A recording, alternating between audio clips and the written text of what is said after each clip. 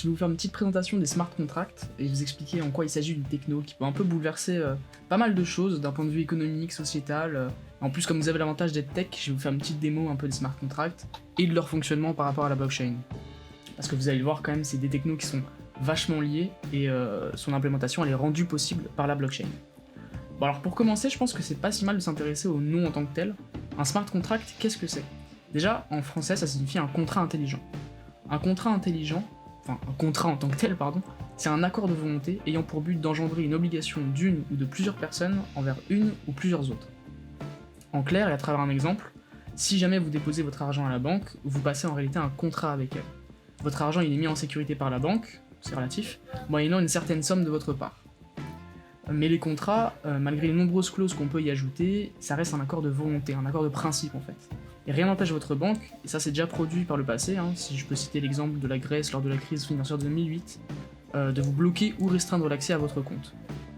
Même plus récemment, il y a certains commerçants qui ont, après la crise du Covid, réclamé des dédommagements à leur assurance, et cette dernière, elle a joué sur les parties un peu floues du contrat auxquelles ils ont préalablement souscrit. Du coup, on pourrait trouver une infinité d'exemples qui démontrent l'inefficacité de cette méthode. Et du coup, pourquoi est-ce qu'on parle d'un contrat intelligent? Comment est-ce qu'une série de règles qu'on a établies au préalable, elle peut être dotée d'une certaine intelligence? Du coup, pour répondre à ces deux questions, je vais d'abord vous expliquer comment fonctionne un smart contract, puis l'implémentation rendue possible par la blockchain. Tout d'abord, la faiblesse des contrats que je viens de vous présenter, elle réside dans une caractéristique qui leur est commune, c'est qu'ils ont été exécutés par des humains. Or, un humain, on le sait, il peut faire des concessions, des changements à la volée, que ce soit par intérêt financier par exemple. Je vais reprendre l'exemple des assurances et des commerçants, ça se fait sur intérêt financier. Du coup, il faudrait que, lorsqu'il se doit d'être exécuté, un contrat puisse appliquer à la perfection toutes les règles qui lui sont propres. Et justement, s'il existe bien un outil qui permet d'exécuter une instruction sans presque jamais faire d'erreur, c'est bien un programme informatique. Et du coup, si on poursuit l'exemple du commerçant et de son assureur, il n'y aurait plus qu'à écrire le contrat sous la forme d'un programme qui serait ensuite exécuté si un certain nombre de conditions sont remplies, et comme ça, il n'y a plus moyen de jouer sur les termes du contrat, il s'exécute ou non. Bon, là, le programme, c'est bien, mais où est-ce qu'il est stocké? Il est stocké chez le commerçant, chez l'assureur, peut-être même les deux. Qu'est-ce qui empêche un ou plusieurs membres de ce fameux consensus d'éditer le programme à son avantage? En fait, c'est là qu'intervient la blockchain. Notre contrat, il est d'une certaine manière intelligent, puisqu'elle a la capacité d'être autonome pour s'exécuter, mais il n'est pas sécurisé.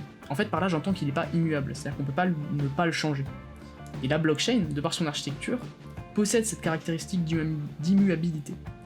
Bon, et du coup, pour faire un petit point pour ceux qui connaissent pas et faire découvrir en même temps, si jamais, je vais résumer le fonctionnement d'une blockchain en quelques petites étapes. Et notamment, ce qui est le plus important ici, et ce qui va nous intéresser dans le cadre du smart contract, c'est le facteur d'immuabilité qui est mis en place par cette technologie. D'abord, on a plusieurs membres qui se mettent d'accord pour échanger des biens et des services sous la forme de transactions. Ensuite, chacune de ces transactions elle est inscrite sur un livre de compte qui est partagé entre tous les membres. À intervalles réguliers, ces dernières transactions elles sont rassemblées par paquet. C'est le fameux bloc de la blockchain. Et puis, afin d'éviter une fraude quelconque, on vérifie par preuve cryptographique qu'un des membres n'a pas essayé d'écrire une transaction à la place d'un autre membre par exemple, ou de la falsifier. Et ça, bon, pour ceux que ça intéresse, c'est plus la partie crypto de la blockchain, c'est pas vraiment ce qu'il y a de plus primordial dans le fonctionnement des smart contracts, mais c'est ce qui fait aussi la nature de la sécurité de la blockchain. Mais là, ça n'entre pas vraiment en compte dans le facteur d'immuabilité. Ce qui va surtout être important, c'est qu'une fois cette vérification-là faite, cette preuve cryptographique vérifiée, on va signer le bloc. En fait, signer le bloc, qu'est-ce que ça signifie? C'est juste qu'on doit trouver un nombre qu'on va mettre dans le header du bloc et qui est un peu particulier. Cette signature, ce fameux nombre, on le calcule de cette manière. On va prendre toutes les données du bloc, je vais résumer toutes les données à toutes les transactions du bloc, plus la signature du bloc précédent, plus un nombre qu'on appelle le nonce. Ça va être la seule variable de toute cette petite équation, parce que les transactions, on n'y touche pas, la signature du bloc précédent, on n'y touche pas, par contre le nonce, il va varier. En fait, on va voir comment il va varier. Ce qui va se passer, c'est qu'on va faire un hash de toutes ces transactions, de toute cette donnée. Pour le cas du Bitcoin, on utilise l'algorithme de hash SHA-256, pour ceux qui voient un peu de quoi il s'agit. Mais ça peut être un autre algorithme de hash, l'important c'est qu'on ait à la fin un hash d'après toutes les données du bloc. Et du coup, on va imposer une certaine règle, c'est que il faut que le hash qu'on trouve, il est par exemple, dans le cas du Bitcoin, ça commençait avec 20 zéros, enfin 20 zéros dans le nombre sorti par le hash. Et tant qu'on n'a pas atteint ce nombre, tant qu'on n'a pas atteint un nombre qui a 20 zéros devant, et ben en fait on recommence à hasher avec un nonce qui varie. On va faire varier le nonce de manière aléatoire. C'est pas vraiment aléatoire, mais on peut considérer que c'est aléatoire. Et la meilleure manière de trouver un hash qui contienne un certain nombre de zéros, par exemple, dans ses premiers chiffres, ça va être de tester un peu à la brute force. Et pour ceux du coup qui voient un peu de quoi il s'agit dans le monde de la blockchain, c'est ce qu'on appelle le fameux proof of work. C'est là où on va tester un max de possibilités pour trouver le hash qui va permettre de signer le bloc. Et pour info, donc le hash, c'est quand même un nombre assez grand, tellement grand que j'arrive même pas à prononcer sa valeur maximale. Mais du coup, la meilleure manière, c'est en fait d'y aller en brute force et de tester avec un ordi, parce qu'à la main, ça serait très très long. Donc une fois qu'on a fait ça, on publie le bloc sur la chaîne et on a une blockchain, c'est magnifique. Mais du coup, pourquoi est-ce que cette parenthèse, elle est nécessaire? En fait, je vous ai dit que pour calculer le hash qui signe le bloc, on a besoin de plusieurs éléments. C'est donc toutes les transactions, la signature du bloc précédent et le nonce. Et ce qui va être très intéressant ici, c'est le hash du bloc précédent, c'est la signature du bloc précédent. Pourquoi? Parce que ça veut dire qu'on a une certaine dépendance dans toute notre blockchain. C'est ça qui fait l'immuabilité de la blockchain, c'est que si on veut falsifier une information dans le passé, ne serait-ce qu'un seul bit sur toute la donnée qui a été enregistrée dans la blockchain, il va falloir recalculer les blocs précédents, etc., etc., etc. Et du coup, si on revient jusqu'au début, jusqu'au bloc Genesis, en fait ça reviendrait à recalculer toute la blockchain pour changer ne serait-ce qu'une seule donnée parmi tout ce qu'on a de sauvegardé. Et du coup, il est là le caractère immuable de la blockchain. Pour modifier une seule information, il faut tout reprendre à zéro. Et du coup, les smart contracts, ils vont profiter de cet effet d'immuabilité. Parce qu'un smart contract, c'est juste un programme qu'on va faire passer comme une transaction sur la blockchain. De là, on est sûr qu'ils seront jamais modifiés et repropagés dans tout le réseau par un membre qui voudrait faire de la fraude ou falsifier un smart contract ou essayer de modifier son comportement. Petite parenthèse aussi, pour ceux que ça intéresse, en l'occurrence, le fait est qu'on ne soit obligé de tout recalculer, c'est dû au comportement d'un hash, c'est que si on fait varier son entrée de manière peu significative, à la sortie, on aura un nom totalement différent. Et du coup, ça revient à tout recalculer. Il n'y a pas de méthode il n'y a pas de meilleure méthode pour les derniers algorithmes de hash, parce qu'on en a certains qui ont déjà pété en termes de sécurité. Donc on utilise des trucs assez récents, assez solides, donc on est sûr qu'aujourd'hui, on n'a pas trouvé de faille. Mais alors du coup, pourquoi est-ce qu'on n'utilise pas les smart contracts un peu partout dans la vie courante aujourd'hui? En fait, principalement pour deux raisons. Là, je vous ai sorti des trucs un peu sécurisés, il n'y a que des avantages. Mais les raisons pour lesquelles aujourd'hui on s'en sert pas vraiment, c'est qu'il y a deux points très importants. La première raison, c'est la difficulté qu'on a à faire communiquer une blockchain avec les informations du monde réel. C'est ce qu'on appelle des oracles. Et ça, c'est très difficile de les implémenter aujourd'hui. Pour poursuivre l'exemple du commerçant et de son assureur, le smart contract, il aurait besoin d'avoir accès à plusieurs données externes. Ça serait le nombre de cas de malades, le nombre de jours de fermeture de l'établissement, plein d'autres infos. Et aujourd'hui, c'est très compliqué de faire communiquer des blockchains avec le monde réel, ou même avec d'autres blockchains. Mais ça, c'est en bonne voie, puisqu'il y a certaines blockchains qui sont même spécialisées dans ce domaine d'oracle.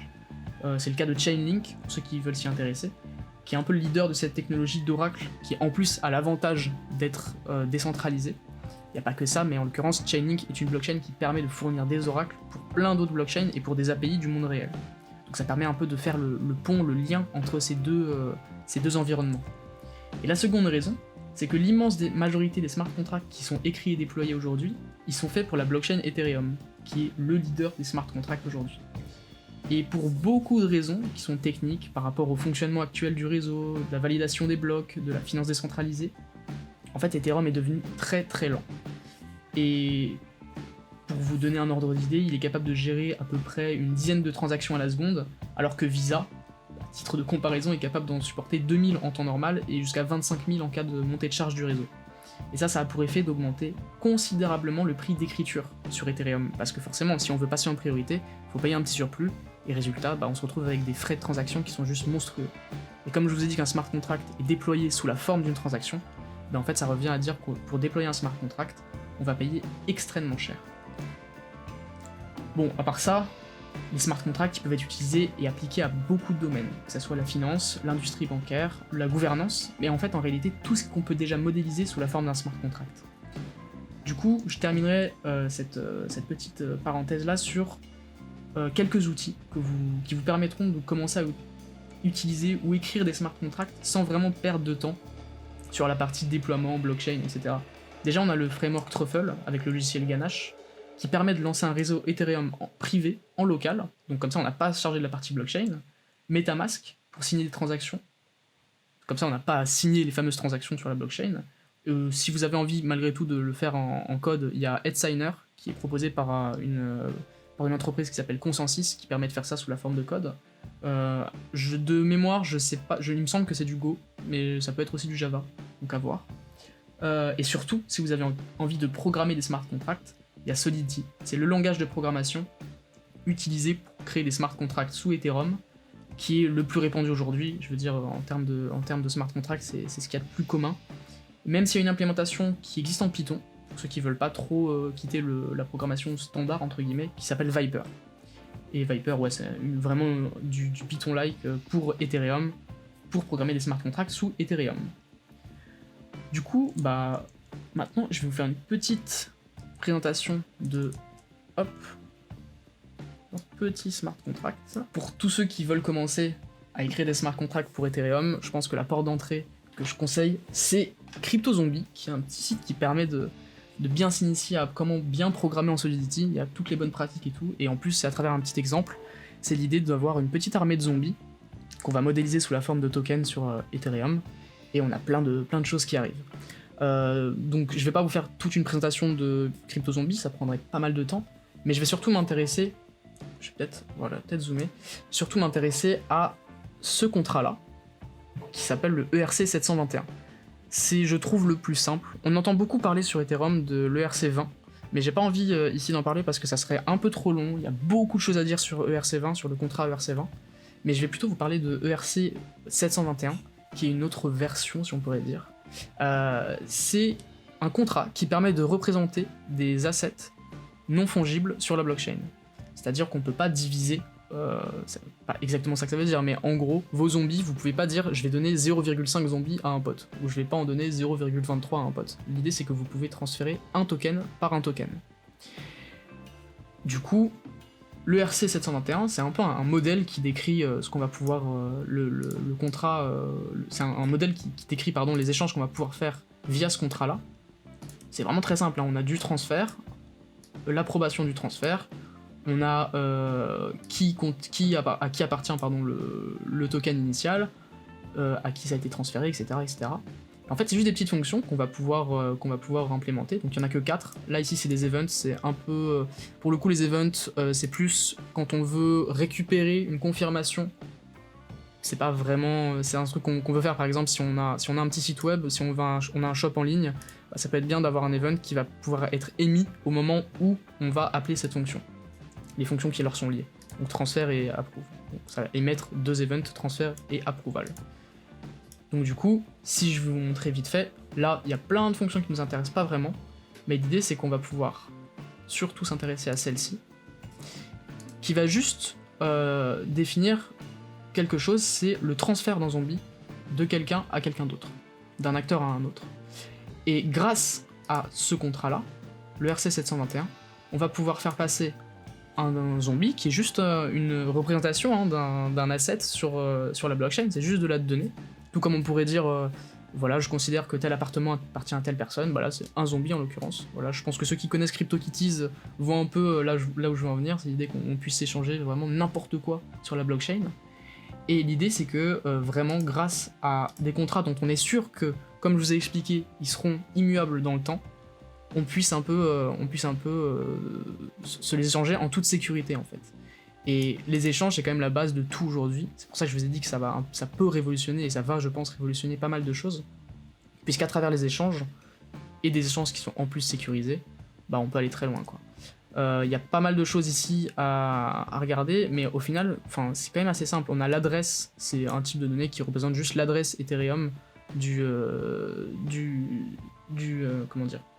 celui qui possède le token en question.